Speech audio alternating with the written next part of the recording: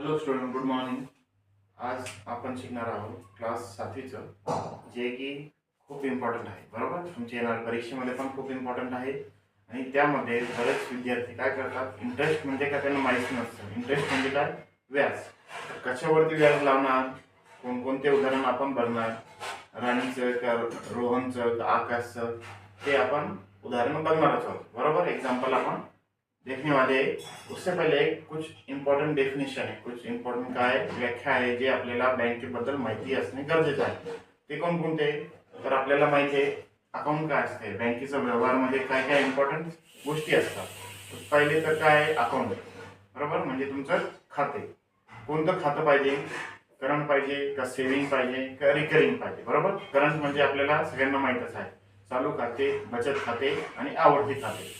या तिघांमधील आपल्याला काय फरक, काय खूप सोप्या पद्धतीने मी तुम्हाला सांगणार आहे.